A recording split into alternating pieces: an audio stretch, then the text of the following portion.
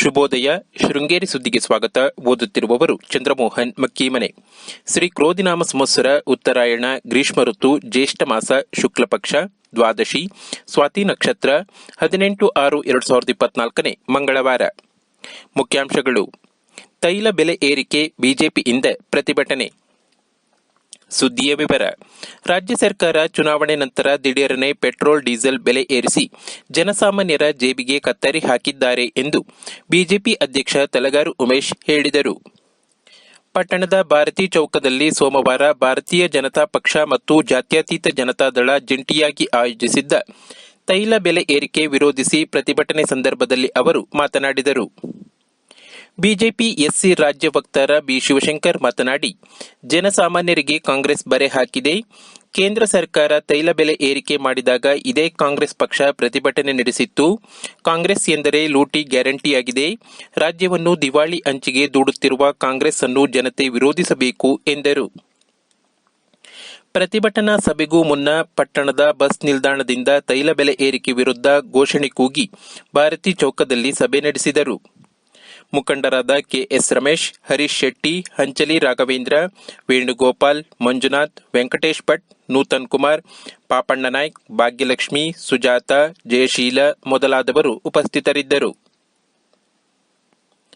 ಕಳೆದ 10 ವರ್ಷದಿಂದ ಕೇಂದ್ರದ ಬಿಜೆಪಿ ಸರ್ಕಾರ ನಿರಂತರವಾಗಿ ತೈಲ, ಗ್ಯಾಸ್ ಬೆಲೆ ಏರಿಕೆ ಮಾಡಿ ಈಗ ಕಾಂಗ್ರೆಸ್ ಸರ್ಕಾರದ ವಿರುದ್ಧ ಗೂಬೆ ಕೂರಿಸುತ್ತಿದೆ ಎಂದು ಕಾಂಗ್ರೆಸ್ ವಕ್ತಾರ ಉಮೇಶ್ ಪುದವಾಳ್ ಆಕ್ಷೇಪಿಸಿದ್ದಾರೆ.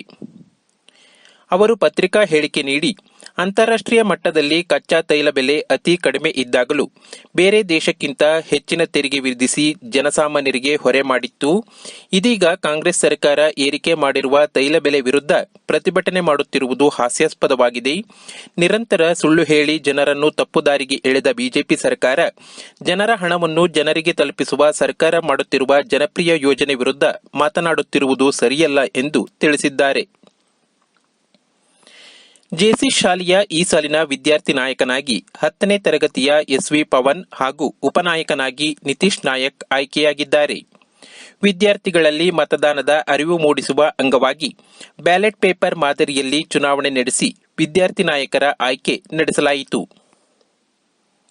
ಜಾಹೀರಾತು. ಹಸ್ತಜಾತಕ, ಮುಖಲಕ್ಷಣ ನೋಡಿ, ಗೋಚರ ಫಲ ನೋಡಿ ಸಂಪೂರ್ಣ ಭವಿಷ್ಯ ತಿಳಿಸುವರು. ಸಂಪರ್ಕಿಸಿ ಪಂಡಿತ್ ಸತೀಶ್ ಪಣಿಕಾರ್ 9611261777. ಇಂದಿನ ಚಿಂತನ. ಪರಿಸ್ಥಿತಿಗಳನ್ನು ಉತ್ತಮಪಡಿಸಲಾಗುವುದಿಲ್ಲ, ಆದರೆ ಅವುಗಳನ್ನು ಬದಲಾಯಿಸುವುದರಿಂದ ನಾವು ಉತ್ತಮರಾಗುತ್ತೇವೆ. ಸ್ವಾಮಿ ವಿವೇಕಾನಂದ. ಸುದ್ದಿ ಸಂಪಾದಕ ಕೆಎಲ್ ಗೋಪಾಲಕೃಷ್ಣ, ಸಹಕಾರ ಕೆವಿ ರಮೇಶ್, ತಾಂತ್ರಿಕ ಸಹಕಾರ ಮಿಥುನ್ ಗುಡ್ಡಿ ತೋಟ ಮತ್ತು ಸೌಮ್ಯ ವಿಜಯಕುಮಾರ್. ಜಾಹೀರಾತು ಹಾಗೂ ಪ್ರತಿಕ್ರಿಯೆ ನೀಡುವವರು ಹಾಗೆಯೇ ಶೃಂಗೇರಿ ಸುದ್ದಿ ಕೇಳಲು ನಿಮ್ಮ ಹೆಸರು, ವಾಟ್ಸ್ಆಪ್ ಸಂಖ್ಯೆಯನ್ನು 9448843831 ವಾಟ್ಸ್ಆಪ್ ಮಾಡಿ. ವಂದನೆಗಳು.